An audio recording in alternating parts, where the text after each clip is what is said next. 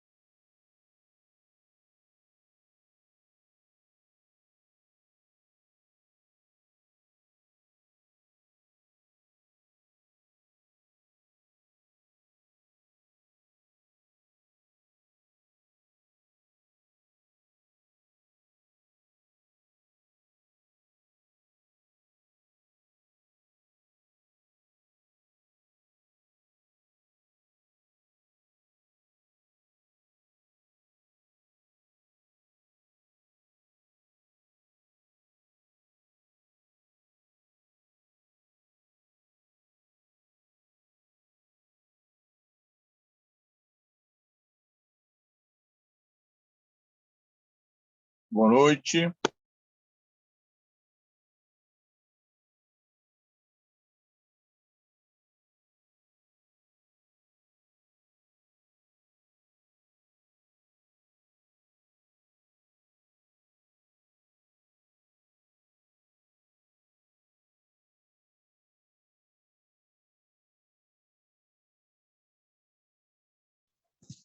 Boa noite, estou presente.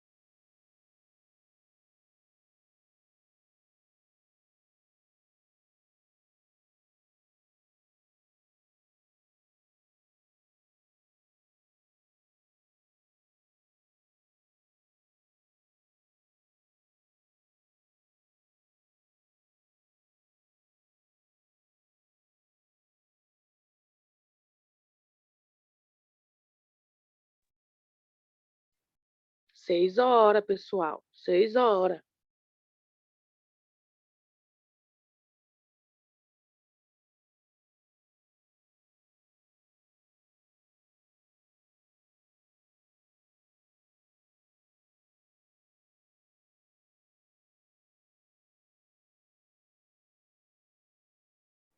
Antônia, você tem toda a razão. Vamos esperar uns minutinhos, tá bom? Os colegas já estão entrando. Daqui a pouco a gente já inicia.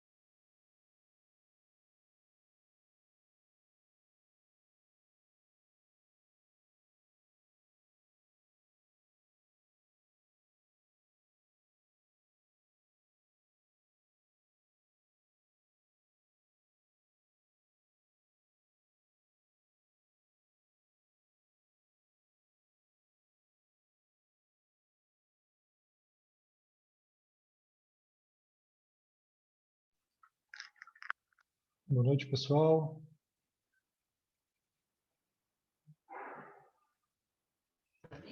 Não, peraí. Boa Olá. noite. Boa noite. Boa noite, professor Odeio, tudo bem? Boa noite Boa a todos noite, e boa todas. Boa noite a todos e Boa todas. noite, gente. Boa noite. Estamos aí na parada de novo, mano. Ó, assim.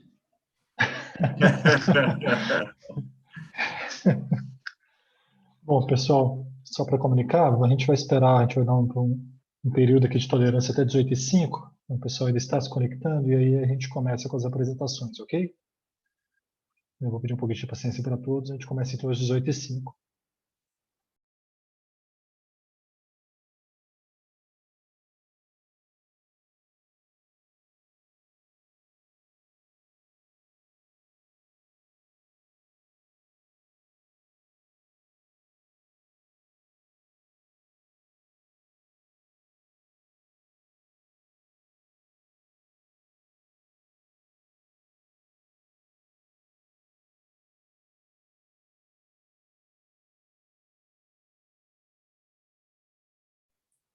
Tiago, eu vou ter que comentar. Que linda essa flor. Que é? É verdadeira, não é? É um filtro? Não é Tá lindo. Não, é verdadeira, é verdadeira. Nossa, que coisa mais linda, que tom lindo. Eu tenho essa e tenho uma amarela que fica da minha frente. Essa fica ao meu lado e tem uma na minha frente amarela. Que legal, que vista boa, né? Companhia boa. Com certeza, com certeza. Linda, que linda.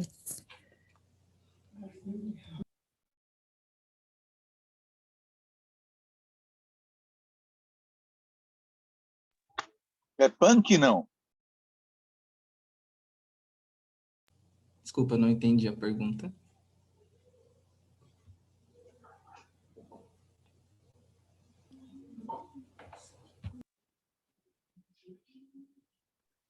Eu acho que não foi sem querer, Ti. Mas se ele perguntou o tipo de flor, é uma orquídea.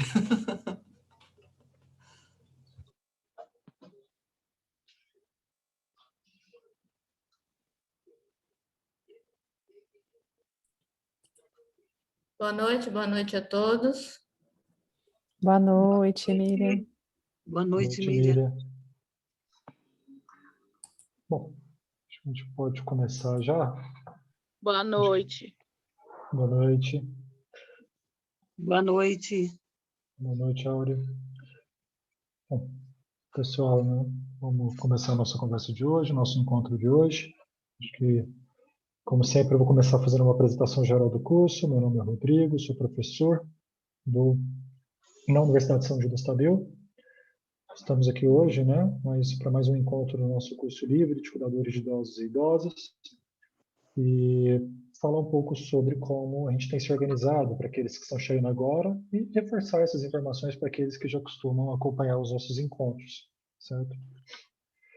Esse curso é organizado, né, pelos estudantes de graduação da Universidade de São Judas, em conjunto com estudantes do programa de pós-graduação estrito sensu em Ciências do Envelhecimento e professores da Universidade de São Judas. A gente tem como objetivo, a partir desse curso, promover discussões, reflexões sobre a prática do cuidado aos idosos. Os encontros eles acontecem quinzenalmente, certo? E a cada encontro a gente vai ter uma temática diferente. Quem faz parte do nosso grupo do WhatsApp já deve ter visto, a gente tem uma programação agora para esse segundo módulo. Quem não faz parte ainda do nosso grupo, é convidado a fazer parte. A gente tem colocado aqui no chat algumas informações e tem lá o link para acessar o grupo. Aí vocês vão estar sempre ali recebendo informações, sempre recebendo as atualizações sobre o curso e também algumas dicas, algum material que a gente costuma compartilhar com vocês ao longo das semanas. Cada encontro nosso aqui, ele desenvolve um tema, então, para quem vai começar agora a assistir os nossos encontros, não tem problema, certo? Se perdeu os encontros anteriores, porque cada tema ele é trabalhado aqui do começo ao fim, de uma maneira separada. Porém, quem quiser ter acesso às aulas anteriores, basta entrar no nosso canal no YouTube, que tem as informações e as aulas que já foram trabalhadas nos encontros anteriores.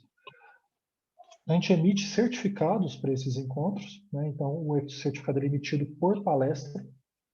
Basta preencher uma lista de presença que a gente vai compartilhar via Google Forms, mais ao final da nossa palestra. Então, a gente não passa a lista agora, a gente passa ela depois que estiver finalizando a palestra dos nossos convidados. A gente só consegue emitir certificados para as pessoas que realmente preencheram a lista. Então, se você estiver tendo problema com relação ao acesso da lista, informa a gente pelo chat, porque aí a gente consegue te orientar. Se não preenche a lista, a gente não tem como comprovar a presença dos participantes e a gente não consegue fazer emissão de certificado. Então, por favor, avise a gente. Mas ainda assim, se tiver qualquer dúvida, colocamos aqui também no chat o nosso endereço de e-mail do curso. É uma forma de fazer o contato com a gente. Basta enviar um e-mail e a gente vai tirando todas as dúvidas que existirem. O encontro aqui ele vai até por volta de 7h30. A primeira hora vai ser uma palestra e depois a gente tem um tempo para discussão e perguntas. Se alguém tiver alguma pergunta, alguma dúvida ou quiser fazer algum comentário, ou pode aguardar ao final, a gente vai abrir um espaço para isso, ou mesmo durante a palestra, se quiser escrever no chat, fique à vontade. Vou pedir, enquanto isso, que todos mantenham os microfones desligados, porque assim não atrapalha o palestrante durante a conferência dele. Como eu disse, todo mundo está incentivado a participar pelo chat durante a palestra, tá bom? Desejo a todos e todas uma boa palestra e vou passar agora a palavra para a Fabiane. Boa noite a todos, eu sou a Fabiane, eu sou mestranda do programa Ciências do Envelhecimento da Universidade de São Judas. Vou apresentar aqui o nosso convidado de hoje, Tiago Leite dos Santos. Gostaria primeiramente então de agradecê-lo, Tiago, por estar aqui hoje conosco, né, e os nossos agradecimentos em nome de toda a comissão organizadora. O Tiago ele é formado em enfermagem pela Universidade 9 de Julho. Ele é pós-graduado em urgência e emergência pela Universidade 9 de Julho também. Ele é mestrando em ciências de envelhecimento na São Judas. Então, ele é enfermeiro assistencial na Rede AMIL e professor na FMU. Hoje ele está aqui para apresentar a aula sobre sinais de alerta, principais urgências e doenças mais comuns. Então, aí eu reforço o pedido para que todos mantenham os microfones desligados durante a aula. Caso surgirem dúvidas, comentários, podem escrever no chat ou aguardar o momento em que vai ser aberto para discussão. E aí, nesse momento, vocês podem utilizar o recurso do Reaction, que é tipo um emoji que fica no canto inferior direito, e aí clicar numa mãozinha que é para facilitar aí a palavra de vocês. Então, agradeço a todos os presentes e que vocês possam aí desfrutar do encontro de hoje. Passo a palavra para você agora, Tiago. Bom, primeiramente, boa noite a todos. eu quero dizer que é uma enorme alegria, né, uma enorme honra estar aqui com vocês. Antes de eu começar, eu queria fazer alguns agradecimentos, né? Então, primeiro, eu queria agradecer a professora Adriana Saldiva, né, que é a nossa coordenadora. Muito obrigado. Professor Rodrigo Salles, que é o meu professor de uma das minhas disciplinas. Prazer enorme revê-lo aqui. A Tamara e a Fabiane, né, pelo convite. Fico muito honrado, né, por ter sido escolhido para ministrar uma aula aqui para vocês. E alguns colegas, né, o Maurício, o Johannes, o Lucas e a Fernanda, né, fiquei muito feliz, né, quando eu entrei e vi vocês aqui. O Maurício foi meu colega de estágio, a Fê, minha dupla de mestrado, o Johannes, Lucas também. Então, é um enorme prazer estar aqui com vocês. E agradecer a cada um de vocês, né, por esse trabalho, né, por esse projeto. Quando a gente fala em cuidador de idosos, a gente hoje tem uma outra proporção, né, do que era cuidador de idosos alguns anos atrás e do que é cuidador de idosos hoje. Né? Hoje a gente fala sobre um preparo muito maior e é muito gratificante poder contribuir um pouquinho para vocês, né, ou com vocês. A gente vai fazer algumas discussões. Quando me passaram, né, o tema, eu tentei trazer alguns subtópicos, né, alguns dos principais problemas, né, que nós encontramos hoje. Então, basicamente, hoje a gente vai discutir um pouquinho, né, sobre alguns sinais de alerta e principais urgências, né, e doenças mais comuns. Eu consegui separar algumas para vocês, né, que são os que a gente hoje mais atende dentro, né, da perspectiva hoje do idoso, né, que é a parada cardiorrespiratória, o engasgo, a diabetes, a hipertensão, o Alzheimer, o Parkinson, e a gente finaliza um pouquinho sobre o nosso atual momento sobre a Covid-19, certo? Então, Fabi, se você puder me ajudar aí passando os slides, eu te agradeço. Aqui tem minha apresentação, que a Fabi já colocou aqui para vocês. Antes da gente começar a falar propriamente sobre todos esses problemas ou esses tópicos que eu falei para vocês, a gente precisa entender que hoje a população mundial ela vive um outro contexto, né, um outro cenário. Se a gente pega, por exemplo, o avanço da tecnologia de 30 anos atrás e hoje, a gente vê que hoje nós temos uma ascensão muito grande, né? E isso faz com que a nossa perspectiva de vida ou a nossa tecnologia ela também aumente, né? E aí, com isso, a gente tem a chegada de vacinas, alguns tratamentos como radioterapia, quimioterápicos, os próprios fármacos, né, que são os remédios, que fazem com que hoje nós tenhamos uma melhor qualidade de vida. Né? Então, se a gente pegar há 30 anos atrás e hoje, a gente vê que hoje é possível a gente expandir ou dar um tempo maior de vida, falando-se sobre algumas patologias, realmente porque o investimento hoje da tecnologia ele é muito presente, né?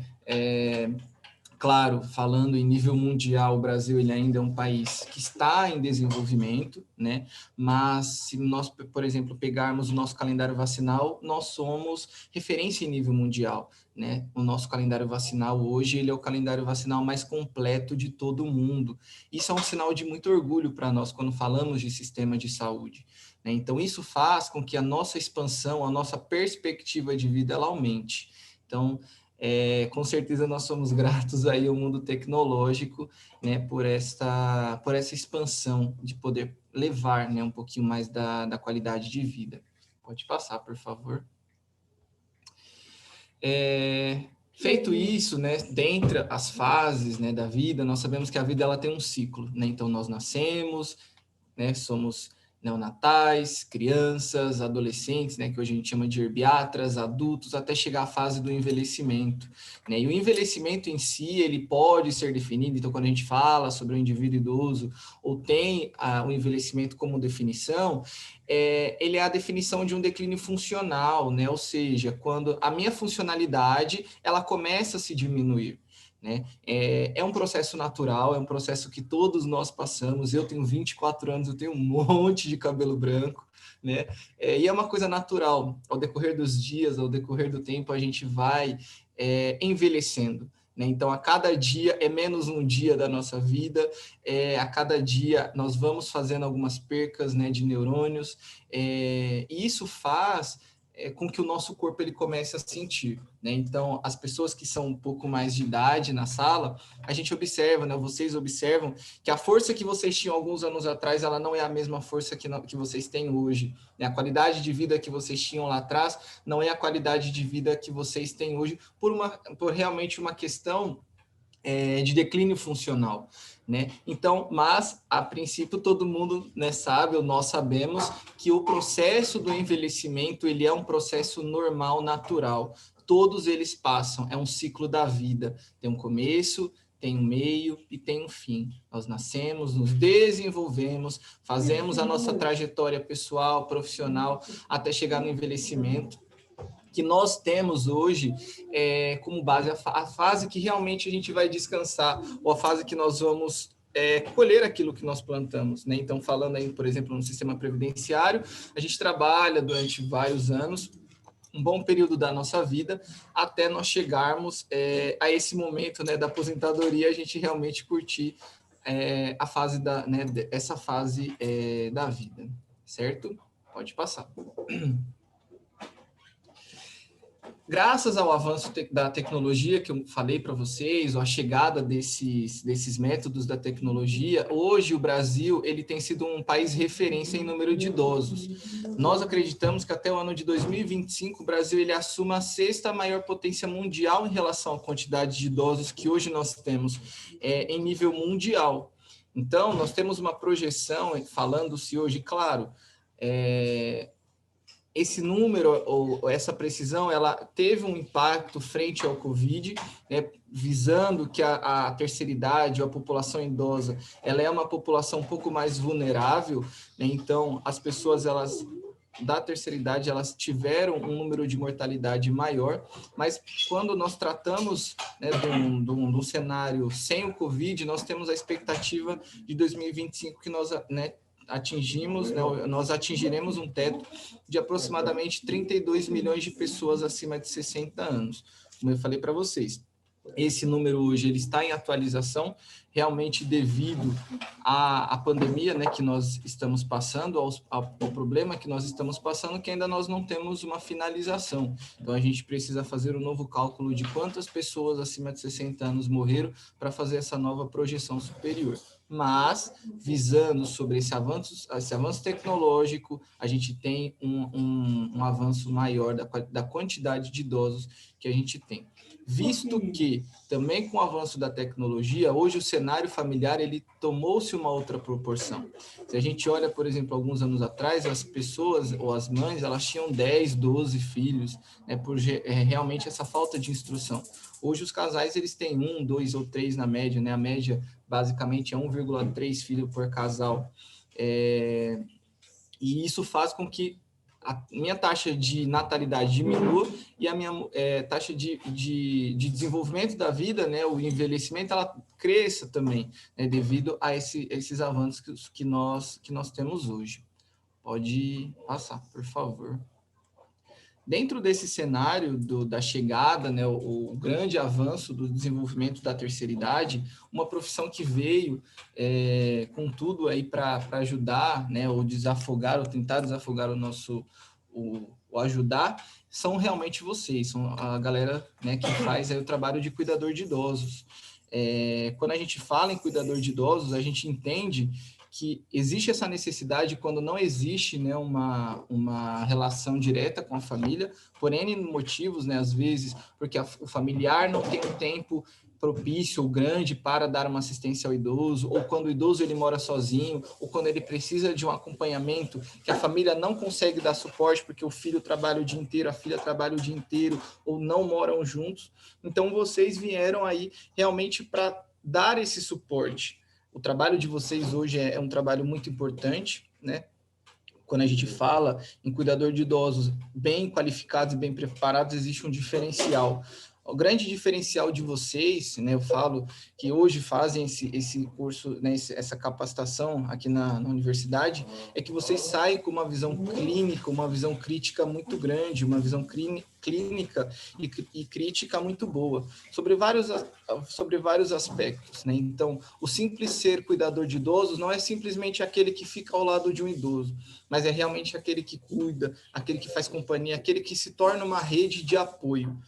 Ao longo da vida, né, a gente tem alguns psicólogos aí, a Fê, por exemplo, uma grande psicóloga que eu sou um fã demais, a gente vê que a nossa vida ela é pautada de redes de apoio, ou seja, nossas bases de sustentação, onde nós colocamos o nosso alicerce. E pessoas, às vezes, em muitos casos, elas se tornam redes de apoio. Muitos de vocês se tornarão, ou já são, redes de apoio de muitos idosos. São pessoas que os idosos olham para vocês e se espelham em vocês, ou têm um contato, uma confiança pelo trabalho de vocês. Eles veem uma confiança no que vocês acabam fazendo. Então, o trabalho de vocês hoje é de extrema importância. E desde já eu parabenizo, né, a escolha, né, dessa profissão que vocês hoje possuem, né, ou acabam tendo um desenvolvimento aí de busca ativa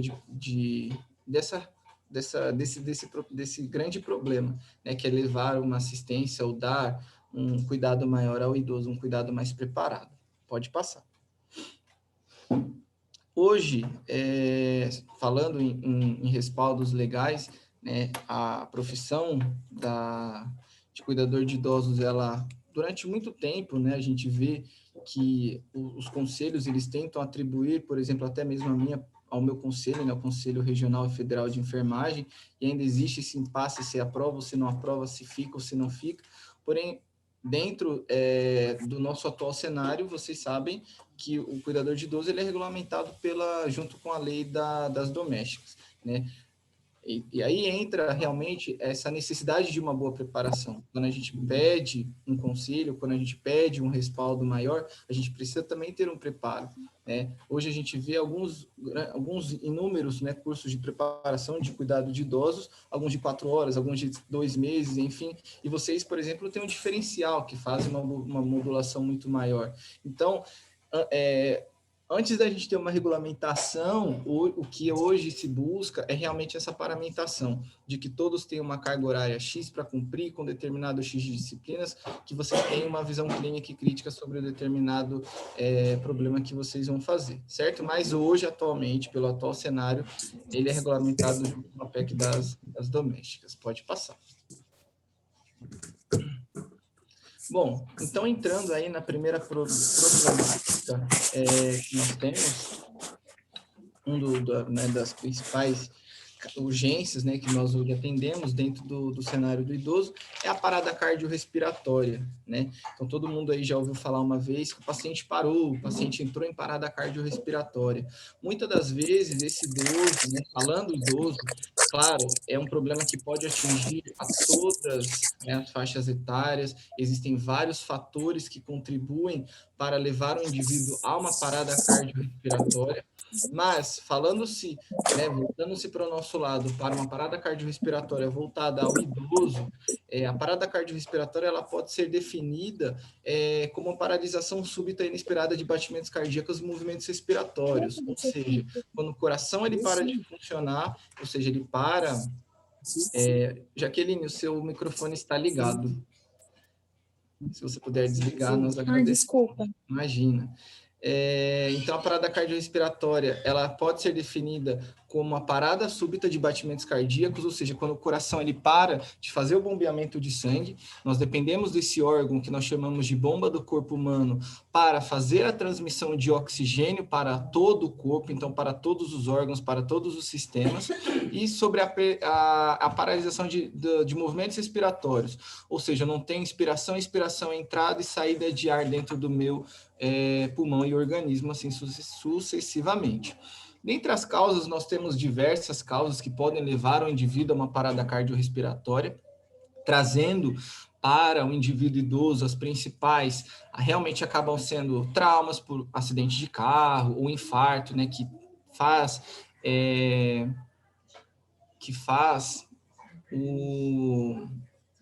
um trombo, né, numa veia, uma artéria do coração, enfim, e dificulta esse bombeamento sanguíneo. Enfim, existem algumas causas que podem levar esse indivíduo a uma parada cardiorrespiratória. Por que a gente traz esse tema dentro de uma urgência voltada para o cuidador de idosos? Porque pode acontecer do seu idoso, da pessoa que você cuida, ela ter uma parada cardiorrespiratória dentro do ambiente doméstico, dentro do ambiente que você está com ele em casa. E aí a gente faz essa preparação para realmente ver como vocês identificam o indivíduo em parada cardiorrespiratória e o que vocês fazem sobre esse indivíduo que se apresenta em parada cardiorrespiratória, certo? Então, basicamente, a parada cardiorrespiratória, como eu falei, é a cessação de batimentos cardíacos e movimentos respiratórios, algumas situações de risco, ou seja, algumas das causas, né, que podem fazer, ou fatores de risco, são pacientes cardiopatas. Vocês estão me escutando? Sim? Ok. Estamos, mas tem gente conversando atrás e está empatando um pouco. Entendi. Vê só um minutinho.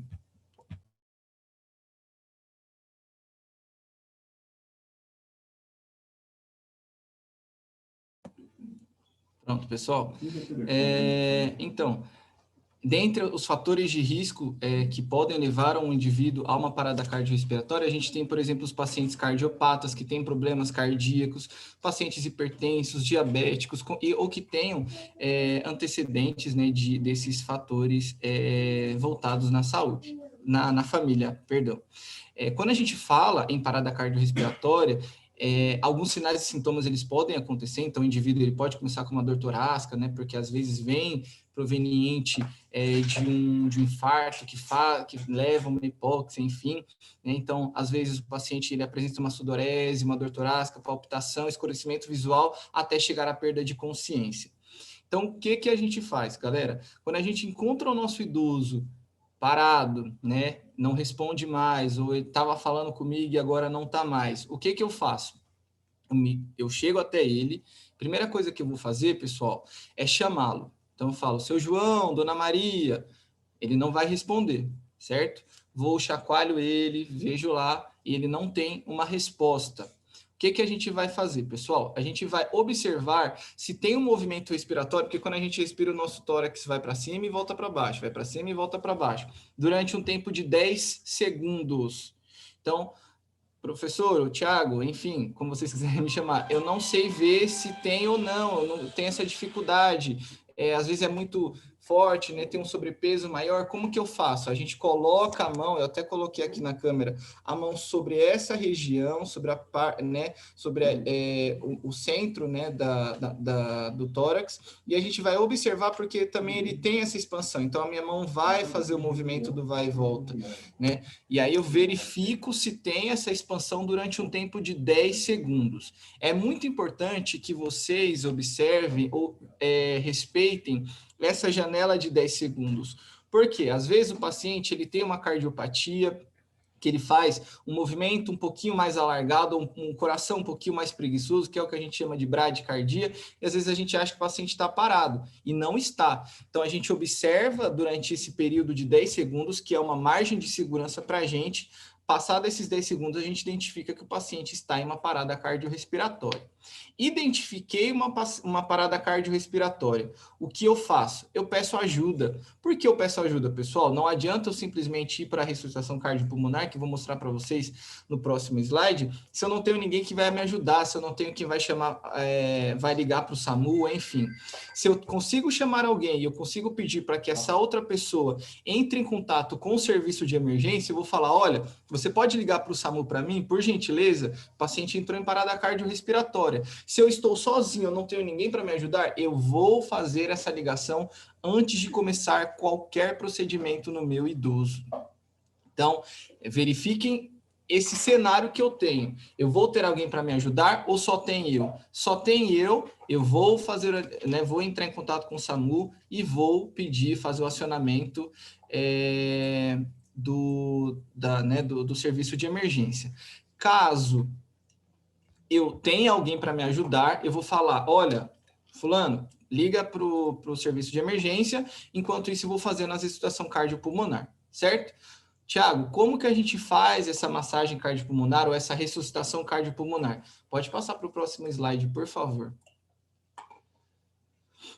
Antes da eu falar sobre o movimento propriamente dito, eu gostaria de lembrar algumas coisas, pessoal. Hoje, antigamente até ouvia falar que o paciente parou, o paciente engasgou, a gente faz respiração boca a boca.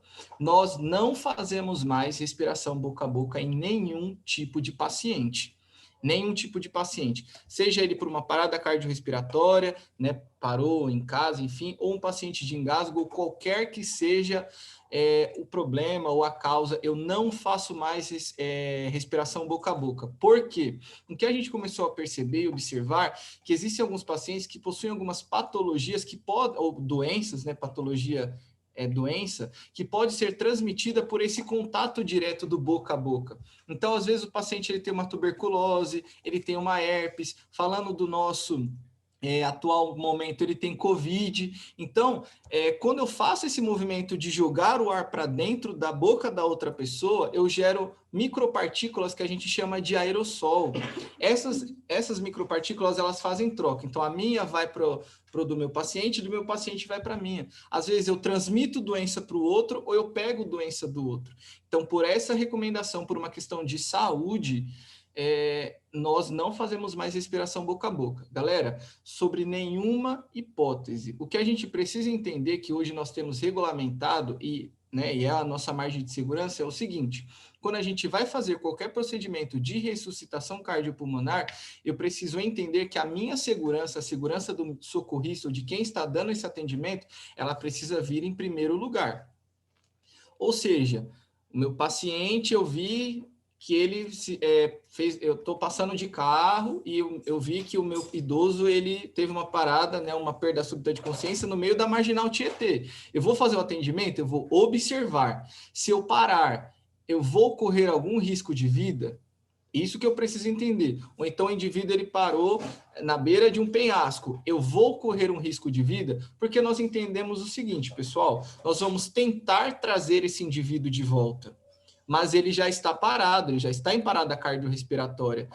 A minha preocupação é que eu não tenha duas vítimas. Se eu paro para atender o indivíduo na marginal, se eu paro para atender o indivíduo que esteja na beira de um penhasco, pode ser que eu me coloque numa situação de risco. É a mesma coisa de uma respiração boca a boca. Eu posso me colocar para uma situação de risco. Boa, Fê, o número do SAMU é 192, galera, que eu esqueci de falar para vocês.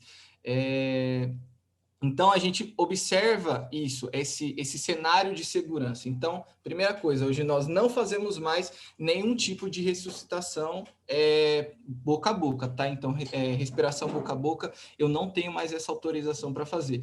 Tiago, já me perguntaram, posso colocar um caninho e fazer a respiração pelo cano? Também não pode fazer. Eu tenho contato, não tenho filtros que vão fazer a filtragem desse ar, então eu também não posso utilizar nenhum tipo de equipamento, se não no ambiente hospitalar, que a gente tem os ambus, né, que a gente chama, e aí eu também não tenho contato direto com nenhum tipo de micropartícula direta na minha boca, até porque hoje a gente utiliza, por exemplo, as máscaras de isolamento.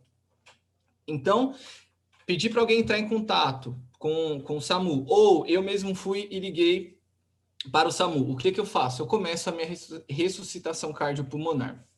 O que eu vou fazer, pessoal? Eu vou estender a minha mão sobre o tórax do paciente. Tiago, eu não sei onde é. Então, vou dar uma dica para vocês. A gente vai seguir até o final, eu sinto o osso do meu tórax, até o final do tórax, até o final de onde eu sinto o osso, que a gente chama de osso externo, e vou lateralizar, né, centralizar sobre essa região. Então, eu vou estender a minha mão, né? Então, a gente pode colocar uma mão, uma sobre a outra, tem algumas pessoas que envolvem a mão, enfim. O que você se sentir mais seguro de apoio para fazer esses movimentos. E eu vou começar a flexionar o meu braço sobre o tórax do meu paciente. O que eu preciso entender, pessoal, eu não posso dobrar o meu braço, então meu cotovelo ele não pode dobrar. Então ele sempre tem que estar estirado com movimento único. Ele sempre tem que ir no movimento. Sobe, desce, sobe, desce, sobe, desce. Eu não posso, sobre nenhuma hipótese, flexionar os meus cotovelos, né? Nenhum, nem o outro. Não posso. e a minha coluna sempre reta. O que a gente precisa entender que também é uma grande dica que eu dou para vocês. Se o meu indivíduo ele está num colchão, eu não posso iniciar a ressuscitação cardiopulmonar nesse indivíduo no colchão. Eu tenho que trazer esse indivíduo para uma superfície rígida, ou seja, para uma superfície dura. Eu coloco meu paciente no chão e eu começo a fazer a ressuscitação. Por quê? Se eu faço essa ressuscitação, ou esse movimento, sobre um lugar que seja acolchoado, seja mole, quando eu vou fazer, ele simplesmente eu vou empurrar o meu paciente para baixo e voltar. Então, eu empurro o paciente para baixo e volto. Eu não dou o movimento que o coração precisa ser feito. Então, a gente precisa criar esse pensamento dentro de nós. Eu estou como cuidador de um paciente. O paciente para, primeira coisa, coloco o paciente sobre uma superfície antes de fazer, né, a ressuscitação, depois de todos os passos que eu falei, e vou fazer esse movimento. Cuidado para não flexionar os cotovelos de novo. Se eu flexiono o cotovelo, a minha ressuscitação, o meu movimento não é, sob hipótese alguma, efetivo. Certo, pessoal? Isso daí é só uma noção básica, até a galera do SAMU chegar e aí eles assumem esse movimento para a gente. Tiago, só tem eu dentro de casa. Força no braço, vai fazendo até o SAMU chegar, pessoal. Eu não posso parar esse movimento, eu não posso cessar. Meu braço cansou, calma, conta até 10, pensa numa música legal e vai fazendo, vai fazendo, vai fazendo, vai fazendo, vai fazendo. Então, eu vou fazer o movimento realmente com que o meu coração está batendo. Então, tum, tá, tum, tá, tum, tá, tum, tá, tum, tá. Então, eu vou fazendo como se tivesse um coração batendo, pessoal. Eu tenho que dar o movimento do coração quando eu vou fazer essa ressuscitação cardiopulmonar, certo? Então, basicamente é isso sobre parada cardiorrespiratória, só uns conceitos básicos para, se acontecer, o que a gente faz, a gente não fica na mão e tenta salvar o nosso idoso. Lembrando que antes da vida dele, de eu tentar trazê-lo de volta, eu preciso entender que a minha vida de socorrista, nesse momento, ela se torna mais importante. Então, a minha segurança, ela está acima do problema que é a parada cardiorrespiratória do indivíduo que eu vou atender. Certo? Pode passar, por favor. Bom, outro problema que a gente tem, né, saindo então da parada cardiorrespiratória, é o engasgo, né? A gente sabe que alguns idosos possuem algumas patologias, algumas doenças, né, que fazem com que ele não tenha mais a lucidez ou o nível de orientação exato. Então, às vezes, ele é um idoso um pouquinho mais fraco, mais frágil. Antigamente ele comia arroz e feijão, agora ele não come mais, ele come tudo em sopa, ele come tudo batido, enfim. Quando eu tenho esse indivíduo com essa perda, ou essa troca de alimentação, ou até mesmo um indivíduo normal, pessoal, que o engasgo pode acontecer, a gente na nossa casa, no churrasco, no domingo à tarde, eu me engasgo com um pedação de bife que eu engulo sem querer, sem mastigar. E é um grande problema também, principalmente quando a gente fala de idosos, pessoal. O grande problema é como eu vou tratar ou como eu vou agir para fazer isto, né? Então, como eu vou atender o meu indivíduo que está sobre engasgo. Por quê? Quando o indivíduo ele está engasgado é realmente eu tenho eu fecho tudo, né, da minha passagem de ar. Eu tenho a perda completa da minha passagem de ar. O indivíduo ele pode ter ausência de oxigênio no organismo. A ausência de oxigênio no organismo leva a uma parada cardiorrespiratória, que é o que a gente chama de hipóxia, que é a ausência de oxigênio, certo? Pode passar para o próximo, por favor. Então, se eu identifico que o indivíduo ele tem ou ele está sobre engasgo, eu tenho uma manobra que eu chamo de manobra de Heimlich, certo? Vocês me veem na câmera? Todos me enxergam? Além do slide, todos me enxergam, certo? Vou fazer uma demonstração para vocês, tudo bem? Como eu faço essa manobra de Heimlich. Para isso eu vou usar uma cobaia, que é a minha irmã, certo? E aí para vocês entenderem certinho no nosso dia a dia, como que eu posso fazer um atendimento a um indivíduo que está sob situação de engasgo, pessoal. Então, eu identifiquei que o meu idoso ele está engasgado, ele engasgou lá com o mingau que eu estou dando para ele, ou engasgou com o churrasco, enfim, alguma coisa fez com que ele engasgasse. O que eu faço? Eu me desespero? Não, sob hipótese alguma. Primeira coisa que a gente precisa fazer é acalmar o nosso idoso. Falar, olha, seu João, dona Maria, vou ajudar você. Calma. A gente precisa acalmar esse indivíduo. Eu preciso passar para ele que eu estou ali para ajudá-lo. Se ele fica agitado, eu não consigo fazer com que ele fique parado para fazer essa manobra. Então, a primeira coisa, eu me apresento, se eu não conheço, se eu estou andando no shopping, eu falo, oi, sou o Thiago, vou ajudar você. Calma, tente ficar calmo. E aí a gente vai diretamente para a manobra de Heimlich, certo? Como que funciona, pessoal? Então, a gente tem o nosso indivíduo que está engasgado, certo? E aí, o que eu vou fazer, pessoal? Eu vou entrar atrás do meu indivíduo, então estou por trás do meu idoso, certo? Então, estou por trás dele.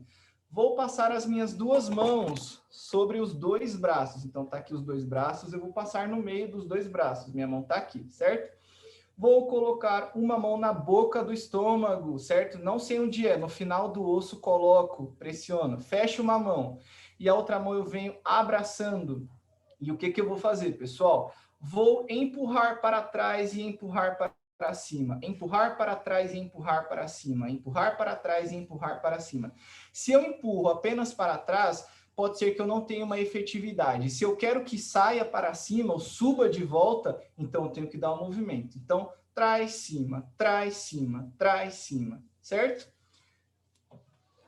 Isso quando o indivíduo ele consegue ficar em pé, ok? Caso o indivíduo ele não consiga ficar em pé, eu posso sentar ele em uma das minhas pernas, então realmente abraçá-lo e fazer exatamente o mesmo movimento. Essa que a gente chama de manobra de Heimlich, que eu vou fazer com que o meu indivíduo desengasgue.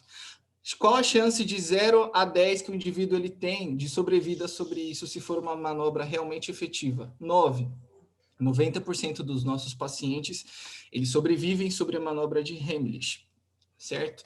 Então, muito cuidado, né, aí para fazer tudo certinho. Então, geralmente a gente pede, né, para o pessoal dar uma afastada, porque o cara vai cuspir para frente, né? Então, ele vai vomitar provavelmente, para também ninguém tomar um banho de vômito, ok? Uma dica que eu dou para vocês, pessoal, ensinem os idosos, ou até mesmo vocês, quando se tornarem idosos, né? Eu estou sozinho em casa e eu me engasguei. E o que eu faço? Eu não tenho ninguém para me ajudar. Quem vai fazer a manobra de Heimlich em mim? Você mesmo, com a ajuda de alguma superfície. Que superfície, Thiago? Geralmente a gente escolhe uma cadeira. É o melhor amigo que a gente tem nessa hora, pessoal. Então, eu tenho a cadeira, certo? Eu vou me apoiar em cima dessa cadeira e vou fazer o movimento do sobe e desce. Na cadeira, eu não tenho movimento de dentro sobe, não, eu tenho só o movimento de expansão. Então, vou e volto, vou e volto, vou e volto, vou e volto. Geralmente também dá certo quando a gente faz em nós mesmos, né? Quando nós fazemos em nós. Então, aí fica uma dica também de sobrevida caso alguém tenha um engasgo aí de domingo à tarde e não tenha ninguém para atender, ou até mesmo a gente ensinar os nossos idosos. Num momento de desespero desse, pessoal, realmente um momento de desespero, é um momento que a gente não tem respiração, o fluxo está interrompido, então a gente fica muito desesperado, né? Então, tipo, ai meu Deus, o que eu vou fazer, o que eu vou fazer, o que eu vou fazer? É um momento de desespero. Quando a gente tem essa preparação, quando eu sei o que eu estou fazendo, eu passo essa segurança e a gente consegue trazer a calma para fazer uma manobra bem sucedida, certo? Sobre o engasgo é isso, pessoal. Pode passar. Próximo problema, o próximo tópico que a gente vai discutir é sobre o AVC, que antigamente a gente chamava de AVC, hoje a gente chama de AVE. AVC, acidente vascular cerebral, hoje a gente chama de AVE, acidente vascular encefálico. É um problema, pessoal, neurológico, tá bom? Que basicamente eu tenho a perda de oxigênio nos vasos cerebrais, né? Ou seja, a quantidade de oxigênio que vai passar pelo meu cérebro, certo? A gente tem 2 tipos, né? Na verdade, a gente tem 3 tipos, pessoal. A gente tem o AVCE, que aliás, o acidente vascular encefálico isquêmico, né? O AVEI, o acidente vascular encefálico hemorrágico, então AVH, e o acidente isquêmico transitório, que é o AIT. Qual que é a diferença deles, pessoal? O acidente vascular encefálico isquêmico é quando eu tenho um trombo. O que é um trombo? É um coágulo de sangue. Então, por algum motivo de circulação, gordura, enfim, eu formo um coágulo, e esse coágulo, pela corrente sanguínea, vai para a minha cabeça e eu tenho essa interrupção. O sangue que está passando, ele não consegue passar mais, porque o coágulo está prendendo. E aí, no caso do acidente vascular encefálico isquêmico, esse coágulo ele faz com que eu não tenha o fluxo sanguíneo. Quando eu tenho um tempo muito grande, né, um tempo considerável sem oxigênio, sem fluxo de oxigênio, eu começo a ter perdas de movimentos, né, ou perdas funcionais. Então, geralmente, o que os pacientes apresentam? Desvio de rima, né, que quando começa a entortar a face, a fala fica um pouco diferente, a boca ela começa a cair, porque eu não estou tendo um fluxo adequado que está passando dentro do meu cérebro. Esse é o acidente vascular acidente vascular encefálico, oh meu Deus, AVI, certo? Acidente vascular encefálico isquêmico, então é o trombo. Quando eu falo de um hemorrágico, é que eu tenho uma interrupção, ou seja, esse coágulo ele faz com que eu tenha rompimento de alguma veia ou de alguma artéria. Então, ele é tão grande, ou seja, ele tem uma força de pressão tão grande que eu tenho um rompimento. Então, o meu cérebro ele começa a ser encharcado de sangue. Feito isso também, eu começo a ter perdas que muitas das vezes elas são irreversíveis, certo? E a gente tem o AIT, acidente isquêmico transitório, que é quando esse coágulo ele para num lugar e depois ele volta para a corrente sanguínea, porque ele é pequeno, às vezes a força do fluxo cerebral, né, o fluxo sanguíneo, ela consegue tirá-lo ou ela consegue desentupi-lo, vamos assim dizer. Então, basicamente, a gente tem esses 3 tipos de acidente vascular encefálico.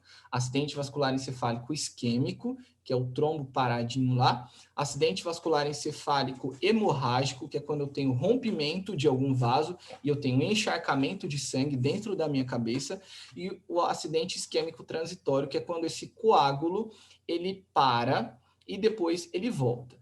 Quando a gente pega um paciente, um idoso, que apresenta alguns sinais e sintomas, então ele tem dormência na face, no braço, nas pernas, ou ele começa a ter uma dificuldade de enxergar, dificuldade de caminhar, uma tontura, perda de equilíbrio de uma hora para outra, pessoal, isso é um sinal de alerta para mim. Eu, como cuidador de idoso, vocês, como cuidadores de idosos, a gente precisa entender ou ter essa visão clínica dentro de nós. Opa, o meu paciente, ele estava tudo certinho, agora ele está com a boca meio torta, o olhar dele está meio caído para o lado, ele está com dificuldade de fala, ou ele não está conseguindo um equilíbrio. O que a gente faz? Leva para o hospital. Basicamente, essa é a recomendação, levar para o hospital. Quanto mais tempo eu deixo o meu indivíduo dentro de casa, quanto mais tempo eu demoro para levar esse indivíduo, eu tenho perdas que são irreversíveis, cada vez maiores. Porque quando eu tenho esse indivíduo que ele é levado rápido para uma unidade de pronto atendimento, eu já começo a dar um atendimento para ele de imediato e às vezes eu consigo fazer algumas reversões, né? Ou seja, quanto mais rápido eu trato, menos problemas futuros esse paciente vai carregar devido a este problema. Então, identificou esse problema, leva o indivíduo para o hospital, certo? É isso, pessoal. Sobre a parte de AVC, é isto. Quanto tempo de imediato? Basicamente, a gente trabalha sobre até 3 horas de atendimento completo, pessoal. Olha como é rápido. Eu tenho 3 horas, desde o início dos sintomas até começar o tratamento que a gente chama de trombolização, né? Que eu vou tentar dissolver através de medicamentos esse coágulo, ou às vezes eu vejo o tamanho da expansão do meu sangramento, às vezes eu preciso fazer drenagem, enfim. Porque quando o indivíduo ele chega para mim, o que eu vou fazer? Eu, como enfermeiro, eu vou mandá-lo direto para a tomografia para me ver se tem lesão cerebral, se é um acidente isquêmico, se é um AIT ou se é um hemorrágico, para mim começar a dar as minhas condutas. Mas isso eu tenho um prazo de até, no máximo, 3 horas para desde o início dos sintomas até o início de um tratamento eficaz. Se eu encaixo ou se eu consigo fazer isso em 3 horas, a minha chance de sobrevida ela é maior e a minha chance de sequelas ela é menor. Então, verifiquei que o meu idoso ele tem essa problemática, ou ele apresenta esses sinais e sintomas, eu já levo diretamente para o hospital, para um pronto-socorro, certo? Ficar atento aos sinais. Perfeito, Regina.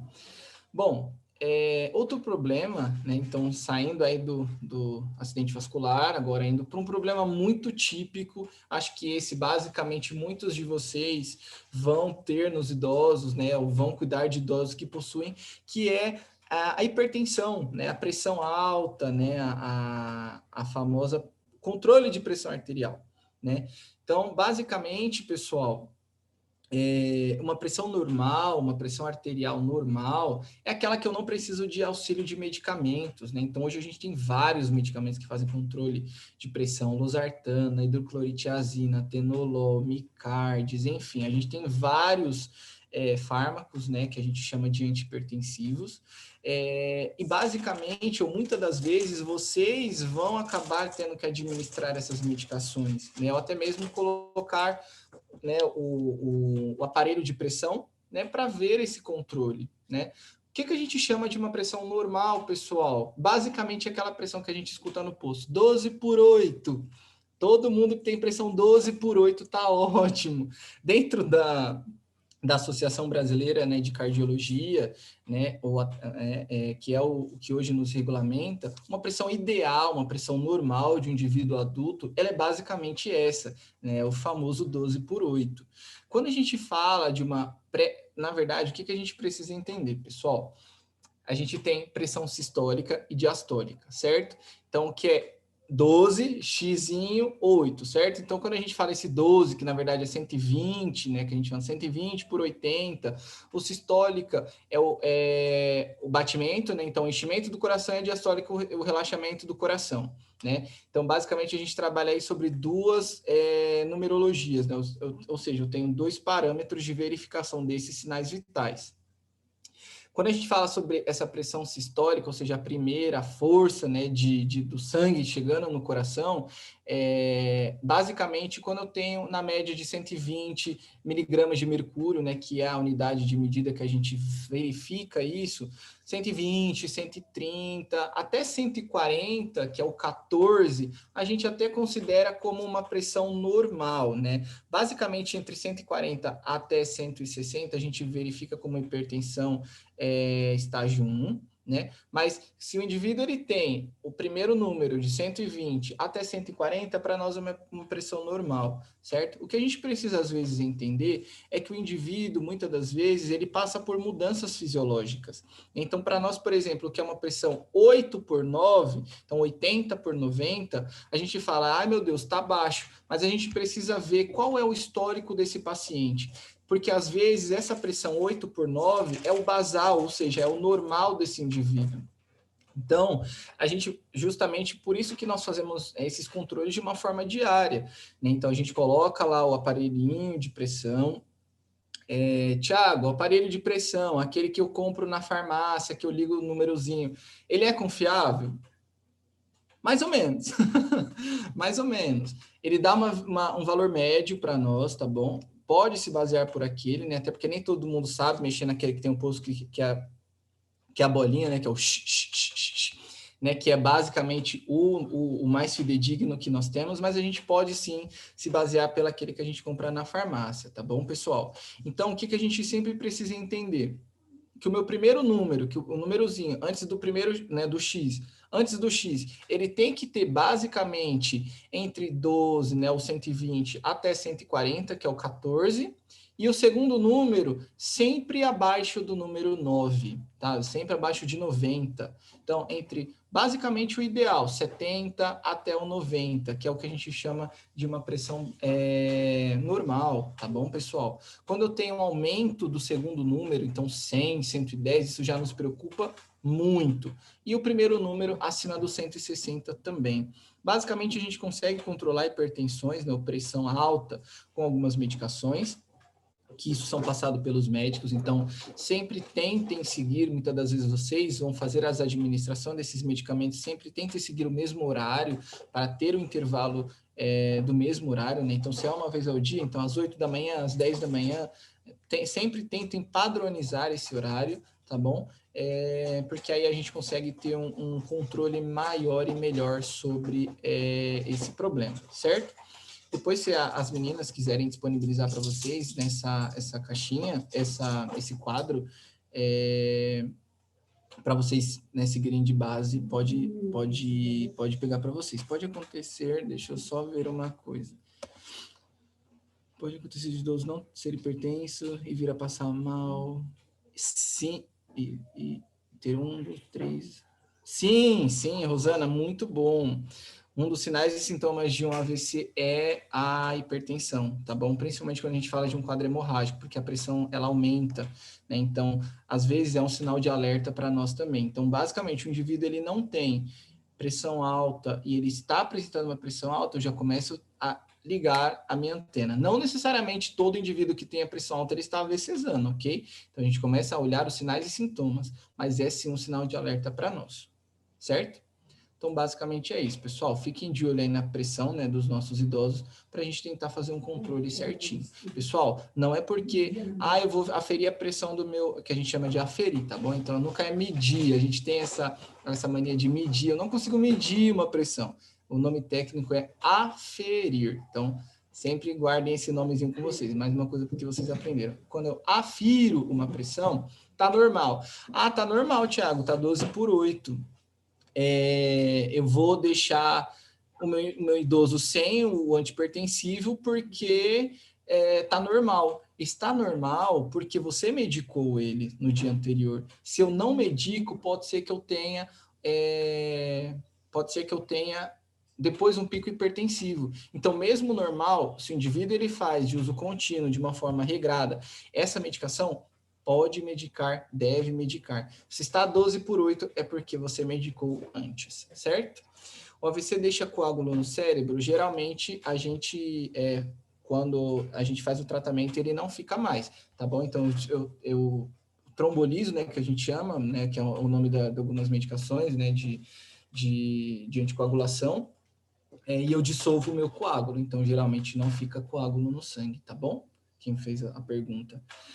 Fabi, pode passar, por favor. Tá acabando, pessoal. Aí já abre para mais perguntinhas. Outro grande problema, pessoal, diabetes, certo? Aí é um dos grandes vilões, um dos grandes problemas aí do idoso também é o diabetes, é a diabetes descompensada, certo? É o famoso furinho no dedo, né, para fazer o controle tudo certinho. Certo? Então, basicamente, o que é diabetes, pessoal? É uma doença caracterizada pela hiperglicemia, né? Ou seja, o aumento dos meus valores de glicemia, ou seja, o aumento do meu açúcar no sangue, certo? Isso pode ser tanto pela redução de insulina, que é ai, meu Deus! É um hormônio, né, basicamente, vamos assim dizer, para vocês entenderem, que faz o corte desse açúcar, ou até mesmo a cessação, né, desses níveis. Né? Então, às vezes eu tenho a deficiência de insulina, às vezes eu tenho a ausência, né, de insulina, né? E aí, o que acontece, pessoal? Quando a gente fala sobre um paciente diabético, a gente tem muitos sinais e sintomas que são muito característicos, né? Então, aquela vontade excessiva de ir no banheiro, é a queimação do pé. Às vezes, alguns indivíduos, principalmente os idosos, né, vêm com o pensamento na cabeça que a mãe ensinou lá atrás. Põe um pinguinho de urina na mão e vê se tá doce. Muita gente ainda faz isso, não precisa fazer isso, galera. Mas alguns idosos, eles vêm com essa frase na cabeça, tá bom? E aí a gente acaba fazendo um diagnóstico, né, desse problema através de alguns exames, né, pessoal? Então, a gente faz valor de hemoglobina, né, glicemia de jejum, enfim, certo? Então, basicamente, para mim diagnosticar uma diabetes, eu me baseio nesses dois exames, basicamente, que é a hemoglobina glicada, o nome guardem, e a glicemia de jejum, certo? Ambos são feitos em jejum, como o próprio nome já diz, então o indivíduo ele fica um período de no mínimo 8 horas para a gente ver esses níveis de açúcar de sangue. Muitos desses idosos que nós cuidamos, que vocês vão cuidar, eles tomam algumas medicações, né? Então, às vezes, eles vão tomar medicações via oral, né, que é a metformina, glicazida, enfim. Às vezes, não segura, né, somente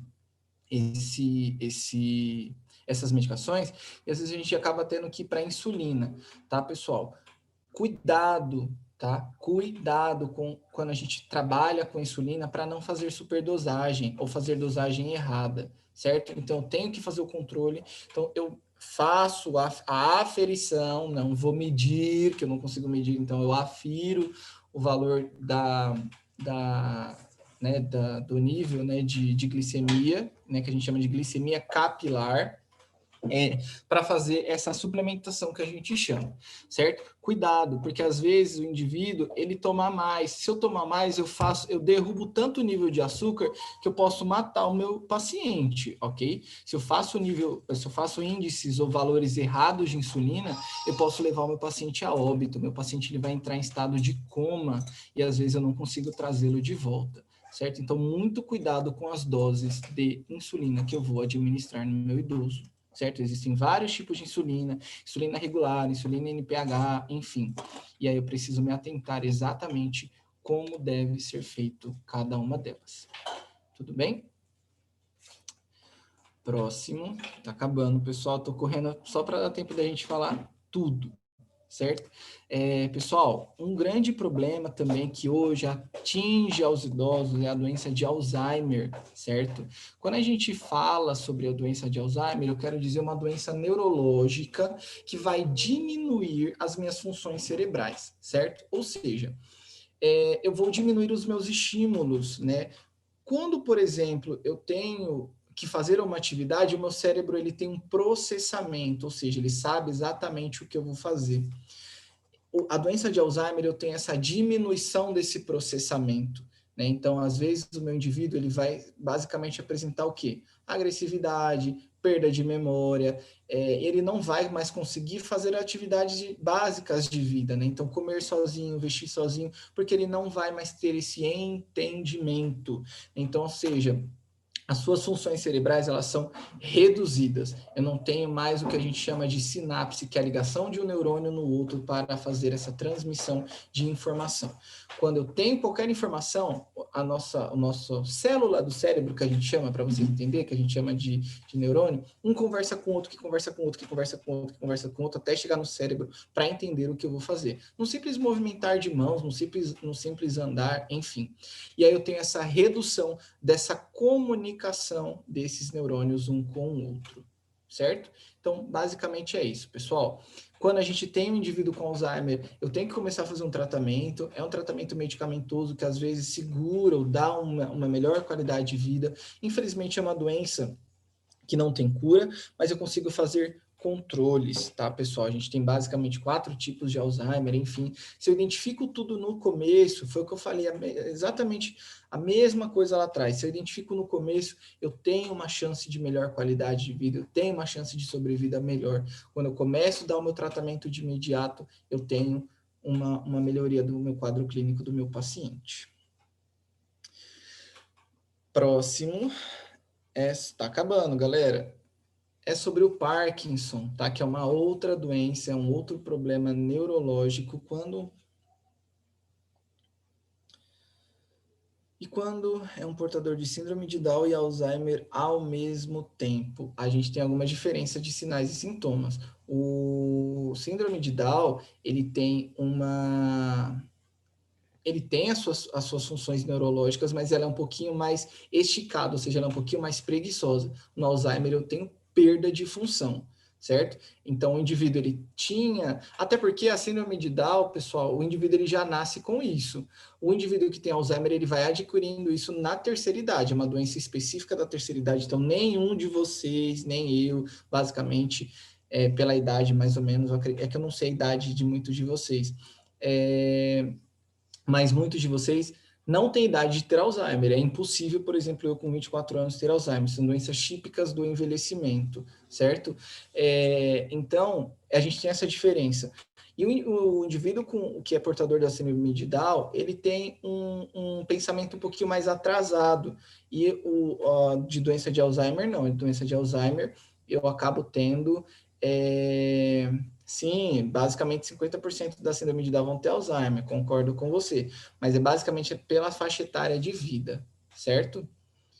Quando a gente fala de Parkinson, pessoal, que também é uma outra doença neurológica, é quando eu tenho a diminuição da dopamina. Né? A dopamina, ele é um neurotransmissor, né? Ou seja, ele é um hormônio, vamos assim dizer para vocês entenderem, que traz prazer e motivação. Então, quando eu tenho a diminuição da dopamina, dessa substância química no nosso cérebro, que também ajuda a controlar os movimentos musculares, né? Pelo córtex frontal, que é uma parte do cérebro que eu tenho atrás da minha cabeça, eu tenho a diminuição dessa substância, basicamente eu vou ter perda do controle de movimentos musculares. Então, é basicamente aquela doença que o idoso ele vai começar a tremer, ele vai ter tremores, vai ter dificuldade de caminhar, vai ter falta de expressão no rosto, dor muscular, né, por essa realmente o excesso, né, desse trabalho muscular, os músculos um pouquinho mais rígidos, pode trazer casos de demência e de depressão, porque o indivíduo ele vai começar a se sentir não muito mais produtivo, né, na sociedade, perda de memória também, e a parte das alucinações. Tanto o Alzheimer quanto o Parkinson também, como eu falei, eles não têm cura, mas eles têm algumas medicações que vão ajudar a melhorar o movimento, né? Eu vou trabalhar com colocar, né, a dopamina dentro do organismo do meu paciente, certo? Mesma coisa, quando eu identifico isso no começo, eu tenho perdas funcionais menores. Quanto mais tempo eu demoro, mais prejudicial o meu indivíduo ele poderá ter de perdas funcionais, certo? Eu acho que esse era o último slide, mas antes de só acabar, que eu acabei não colocando, Fabi, é o último, né? Isso, esse é o último. Certo.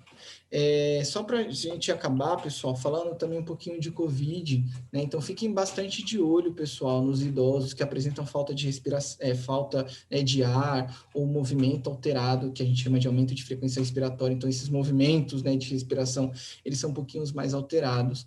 O Covid hoje é uma doença que está matando, ele continua matando, vocês sabem, tem visto os números aí na mídia, tá, pessoal? Hoje o que a gente briga é que os cuidadores de idosos tenham o direito da vacinação, o que ainda não tem pelo simples fato de ser cuidador de idosos. Então, hoje a gente trabalha apenas com com profissionais de saúde, enfim, pessoas com comorbidade, mas existe aí a importância também do próprio cuidado de vocês. Então, verifiquem sinais e sintomas dos pacientes idosos de vocês e também o autocuidado, pessoal. Então, a higienização das mãos, o uso da máscara.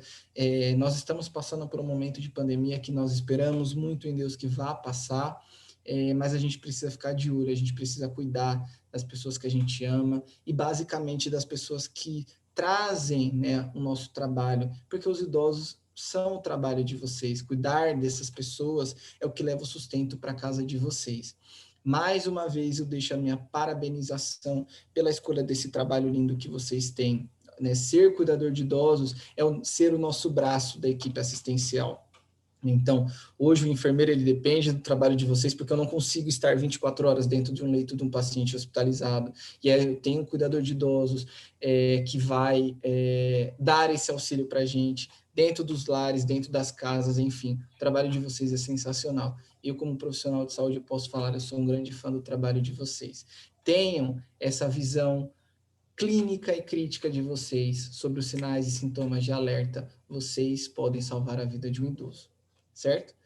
Eu deixo aqui o espaço para perguntas. E, enfim, como é a morte no Alzheimer, Áurea?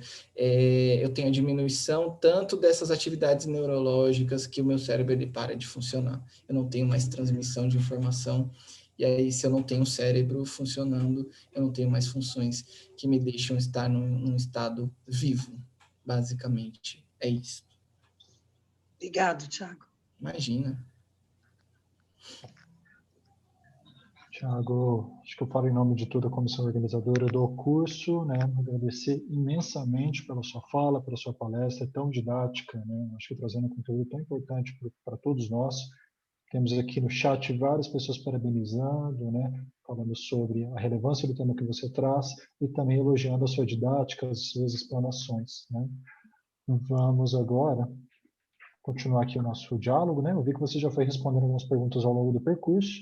Acho que o pessoal, Johannes... Oi?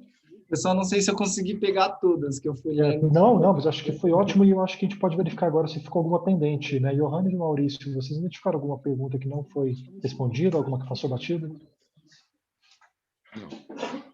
Tá, parabéns, viu, Tiago? Por hora, eu não consegui encontrar. Você foi respondendo de acordo com as perguntas, foi sensacional. O que você acha, Johannes? Você conseguiu identificar alguma que eu não... Não, também não identifiquei. Acho que as respostas ficaram dentro das próprias conversas do Tiago. Assim, tem perguntas que já foram resolvidas, né, na explanação.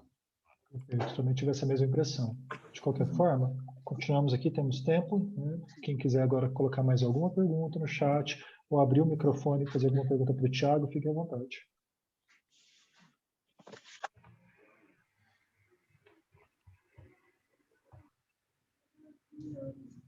Qual o título da aula de hoje? O título da aula de hoje. Sinais de alerta, emergência e doenças mais comuns. No chat, pessoal, eu coloquei o link, embaixo do link tem o título da aula de hoje, tá? Sinais de alerta, principais urgências e doenças mais comuns.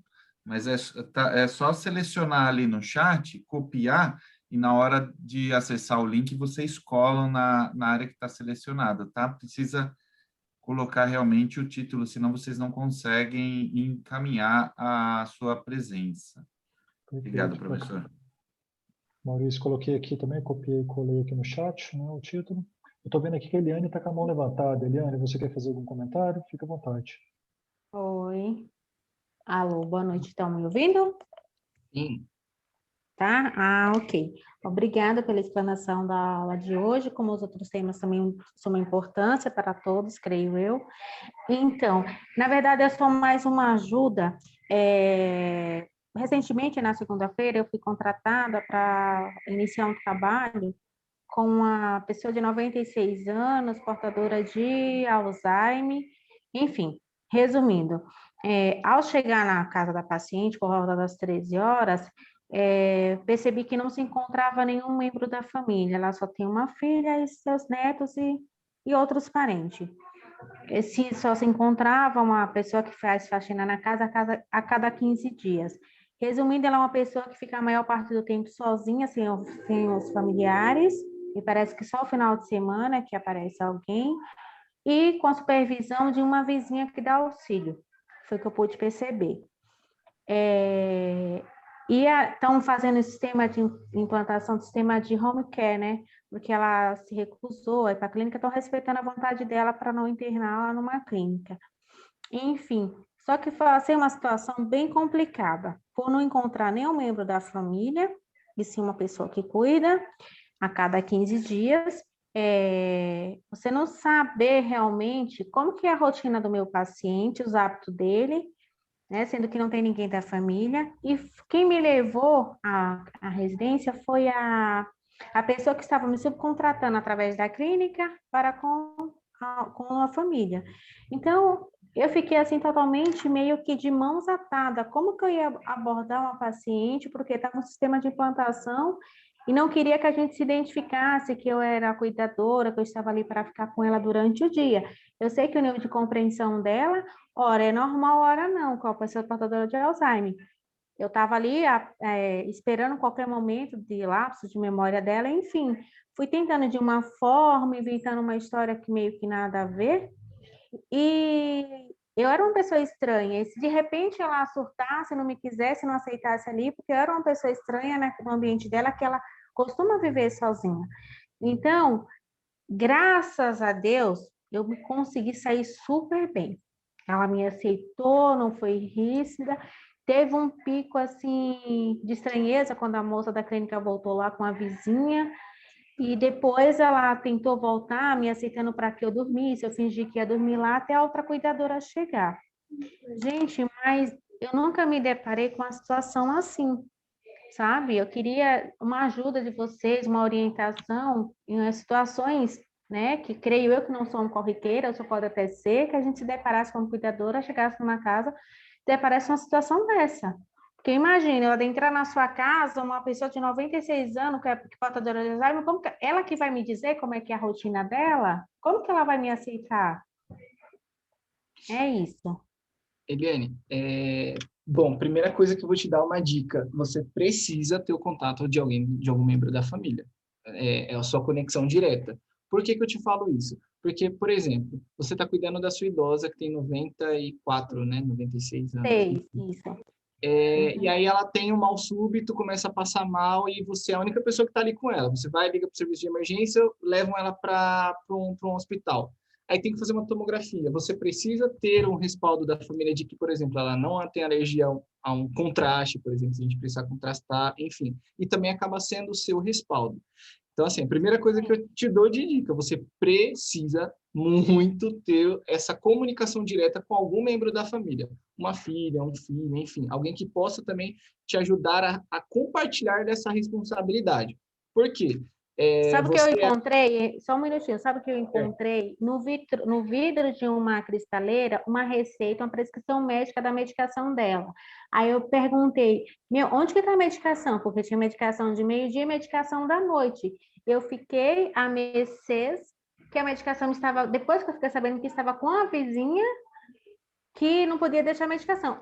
Enfim, foi Você me compreendeu a situação como me deparei. Foi muito... E a dona da clínica já virou para mim e falou que eu me saí super bem. Eu fiquei me perguntando, como super bem? Tipo assim, né? Na verdade, você foi se ajeitando a sua realidade, né? Mas é o que eu te falo. Dica de amigo mesmo. Tenha o contato da família, de alguém da família. Até porque, por exemplo, nessas próprias medicações, nessa situação que você falou, você se baseou por uma receita. Quem garante que ela não tem uma outra receita? Ou que essa receita está desatualizada? Ou que em algum uso de alguma dessas medicações ela apresentou alguma alergia ou algum outro problema que ela teve que fazer a suspensão? Você precisa ter esse respaldo. Por quê? Você é cuidadora de idosa dela, você está cuidando dela, mas você não tem responsabilidade legal sobre ela. Então, você não responde sobre essa idosa, você está cuidando, dando o seu trabalho de cuidado, mas sobre a parte jurídica, você não tem responsabilidade, porque você não faz parte do grupo de família de responsabilidade dessa idosa. É porque você pode ir hoje, amanhã você vira e fala, não quero mais. É uma situação bem delicada. Eu orientei a minha colega, eu falei, como você vai adentrar na casa de uma pessoa, você não sabe nada de medicações, o que ela tinha, ela teve um trauma, que ficou hospitalizada, tinha medicação de horário, quais as medicações para quê? O que era indispensável ela tomar ou não tomar naquele dia. Aí eu passei para a alta cuidadora de plantão, né, e fiquei em estado de preocupação, né? Eu falei, nós estamos lidando com vida, não é com objeto, não é com ser inanimado. Então, eu não sei se foi culpa da comunicação da família para com a clínica que estava implantando home care e vice-versa, só que faltou uma comunicação e tanta para chegar até nós, porque eu não tenho por que chegar na sua casa, piscar um olho no seu vidente e saber de sua vida, do seu histórico. Nós estamos lidando com vida. E não podemos, como é que fala? Aceitar ou absorver todas as informações por uma pessoa de 96 anos, que ela é portadora de Alzheimer, mesmo que ela fosse lúcida, né? Entre aspas, totalmente lúcida, sem nenhuma patologia desse tipo, a gente não poderia... escrever, imagine quando não, né? Muito obrigada. Imagina, foi o que eu falei no começo. O envelhecimento, ele é marcado pela perda funcional. A sua cabeça não é a de quando você tinha 20 anos de idade. Imagina uma senhora de 90, mesmo que não fosse portadora de Alzheimer, ainda mais portando Alzheimer. Você precisa ter essa comunicação, você precisa também dar o seu respaldo de segurança para tentar fazer o seu trabalho. Obrigada. Imagina. Tiago? Oi. Oi. Tiago, eu sou o André de Belém do Pará. Tudo bem com você? Desde já, eu te agradeço pela palestra de hoje, belíssima. Eu só queria tirar uma dúvida rapidinho sobre dois fatores de doenças aí, se pode estar associado ou não. No caso, epilepsia, pode estar associado a já um quadro de Alzheimer ou não? Não. Não necessariamente, até porque a gente pode ter epilepsia na infância. Como eu falei, o Alzheimer é uma doença específica da terceira idade. A epilepsia não. Você pode ter em toda a fase da vida, mas ele é um distúrbio neurológico. Ok, obrigado, hein? Imagina, desde já um beijão para a galera de Belém do Pará também. Obrigado. Tiago, a Rosana Fernandes Gonçalves fez uma pergunta no chat. Ela diz o seguinte: um cuidador que está sozinho com seu idoso e não tem o curso de primeiros socorros, o que fazer quando ele tiver um AVC? Ligar para o serviço de emergência. Basicamente, eu identifiquei que algo não está certo, né? Algo de errado não está certo, vamos dizer assim, ligo para o serviço de emergência. Até porque, assim, basicamente, dentro de casa, nem sempre eu vou ter todos os meus respaldos ou todo o material para fazer alguma coisa. Então, por exemplo, eu não vou ter uma anticoagulação para fazer em casa, né? Em nível de um AVC. Então, eu identifiquei que o meu idoso apresenta alguns sinais e sintomas, por exemplo, que não seja uma parada cardiorrespiratória, que não tem o que eu fazer de uma forma imediata, chama o serviço de emergência. E aí a gente encaminha esse paciente para um pronto-socorro para fazer o tratamento posterior. O Everton está com a mão levantada. Everton, você quer fazer a sua pergunta? Boa noite a todos. Parabéns, Tiago, pela apresentação. E eu gostaria de saber se vocês poderiam tirar uma dúvida para mim. Nem todo cuidador de idoso, ele é um cuidador que tem a formação na área da enfermagem, não é um enfermeiro, não é um técnico. Sim. E a gente sabe que existem algumas atribuições que são privativas desses profissionais. Até onde eu soube, medicamentos injetáveis só podem ser realizados por enfermeiros ou técnicos de enfermagem. Existe alguma outra atribuição que um cuidador que não tenha essa formação não possa fazer, no caso? Everton, é muito interessante a sua pergunta. Até te agradeço pela sua pergunta e te cumprimento também, agradeço pelo elogio. Observe o nome, cuidador de idosos. A minha função é observar e cuidar. Eu não posso administrar nenhum tipo de medicação ou fazer qualquer outro tipo de procedimento que seja invasivo. Por quê? Como eu falei para vocês lá no começo, a profissão de cuidador de idosos, ela não tem uma regulamentação sobre um conselho. Então, por exemplo, hoje os cuidadores de idosos, eles lutam para ter a sua regulamentação pelo conselho de enfermagem. O que isso ainda não aconteceu, é uma briga que tem anos e anos e anos e anos e anos. Mas isso não tem uma regulamentação, porque basicamente é o que você falou. Alguns têm curso, outros não têm curso, outra é indicação da vizinha, outra é porque eu cuidei da minha mãe, enfim. Nem todos os cuidadores têm curso de primeiros socorros. Então, basicamente é isso. O cuidador de idoso, ele não pode, sob hipótese alguma, fazer qualquer procedimento que seja invasivo. Não pode administrar medicações que sejam injetáveis. Não posso trocar sonda, sonda nasointeral, fazer troca de dieta, enfim. Não tem respaldo sobre isso. Não pode. Obrigado, Tiago. Imagina. Vou passar agora a Sônia, também está com a mão levantada. Sônia. Boa noite. É a minha primeira palestra com vocês. Amei. Adorei. Você explica muito bem. Obrigada. Eu que agradeço. Eu tenho uma pergunta. Eu trabalho com um senhor de 98 anos. Eu estou trabalhando com ele há 2 meses e não sou cuidadora, não fiz nenhum curso. E eu fui no posto tomar vacina da gripe, por exigência deles, porque ela não queria passar gripe, blá, blá, blá, blá. Tudo bem. Ao ir no posto, eu não pude tomar essa vacina, porque eu não tenho a carteirinha do cuidador. Sim. Então, tipo, ela sabe que eu não sou cuidadora, né? E aí a gente teve uma conversa e ele gosta de mim, ele se adaptou comigo e quer continuar comigo, mas tem essa exigência da vacina. A minha pergunta é, esse curso de vocês, eles dão acesso a isso? Porque eu fui lá ver o negócio da carteirinha, eu preciso de 100 horas de curso para eu conseguir essa carteirinha. E aí, eu fazendo esse curso com vocês, eu consigo isso ou não? Essa pergunta é a galera aí da organização. Perfeito, eu vou tomar frente aqui para responder, Sônia, né? Veja só, o nosso curso, como o próprio nome coloca, ele é um curso livre, então vamos entender que ele é quase como um curso de atualização. A gente debate esses temas, cada palestra ela é uma unidade, mas a gente não emite uma certificação que diga, olha, você agora pode exercer a profissão de cuidador, pode trabalhar profissionalmente. Muitas vezes aqui é mais para a gente poder transmitir alguns conhecimentos pontuais. Quem tem interesse, né, acho que tem que poder buscar outros tipos de cursos, outras habilitações, inclusive cursos presenciais ou outros cursos à distância que tenham essa carga horária que você colocou, certo? Não sei se responde a sua pergunta, mas aqui então é muito mais uma atualização, certo? A gente emite certificado por encontro. Então a gente não tem um certificado, por exemplo, de carga horária de 100 horas. Sabe? Entendi. Obrigada, Rodrigo. Nada.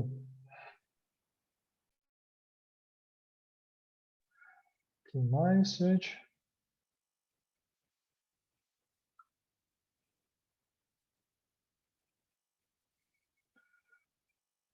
Alguma pergunta mais no chat, pessoal, que passou?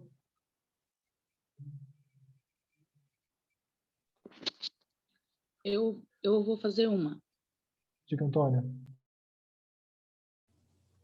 Professor Tiago, se eu faço todo o procedimento, que a pessoa está engasgada, e ele não melhora, o que eu devo fazer depois? Continua. Continua. Isso, eu só paro a manobra quando eu tenho esse retorno. Geralmente, eu consigo fazer o desengasgo na sexta manobra. Então, no sexto movimento é o que a gente tem de comprovação que ele volta. Mas se não volta... Ah, tá. É porque eu já vi casos... Então, porque eu já vi casos que profissionais já fizeram bastante, mas não conseguiram, e a pessoa veio a óbito por causa disso. Sim, foi o que eu falei.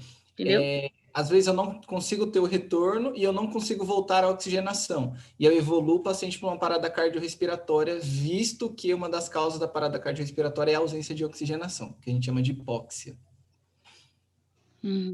Beleza, obrigada. Certo? Porque às vezes onde está engasgado ele é muito baixo, então ele tem uma dificuldade para subir. Então ele é bem no finalzinho, enfim, aí também depende da localização. Mas basicamente, onde eu mostrei para vocês, eu consigo uma efetividade boa, de 90% de sobrevida. Beleza, então, obrigada. Imagina.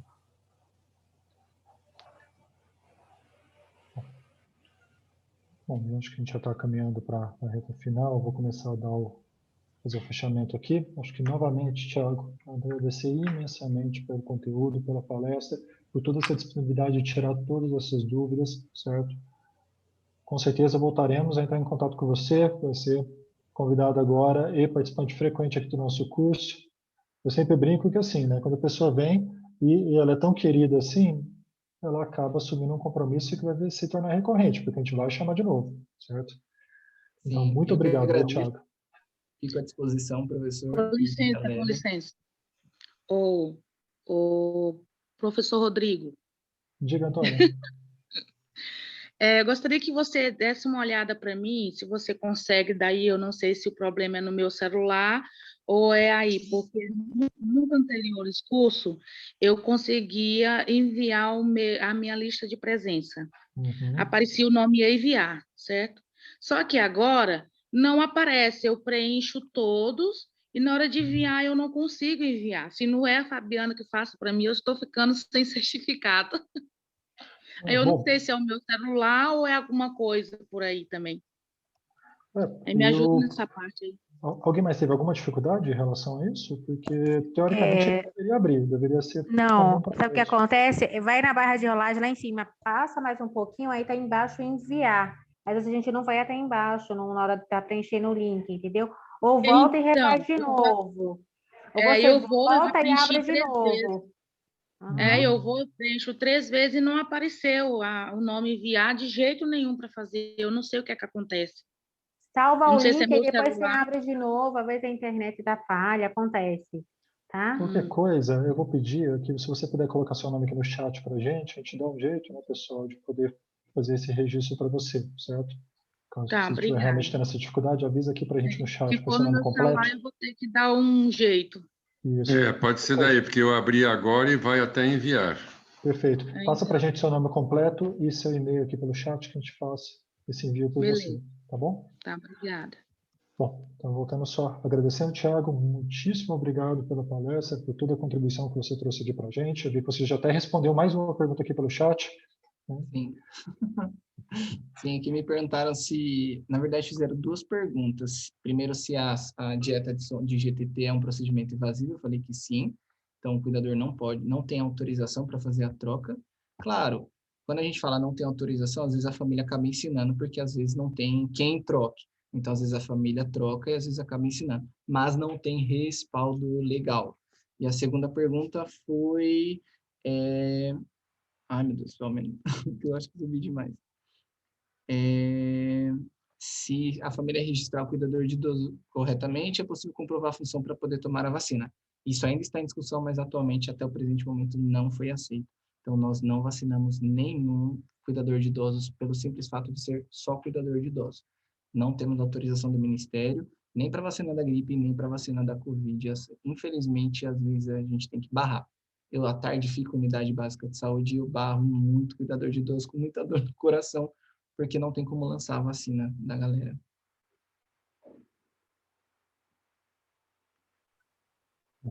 Acho que até pelo horário, né? Eu vou só agradecer a presença de todos e todas. Né? Novamente, quem ainda não preencheu a lista, por favor, né? Preencha. Né? Se teve algum problema, comunique a gente por e-mail. Não se esqueçam de preencher, porque essa é a única forma que a gente tem depois de provar a participação de vocês e enviar os certificados. Se o nome não estiver na lista, infelizmente a gente não consegue fazer esse envio. De qualquer forma, agradeço, desejo a todos uma boa noite, né? E a gente volta a se encontrar daqui 15 dias novamente para mais uma palestra. Obrigado novamente, Thiago. Sempre bem-vindo a estar aqui com a gente, tá bom? Pessoal, boa noite então. Um bom descanso para todos. Tchau, tchau. Tchauzinho. Fica com Deus. Obrigada.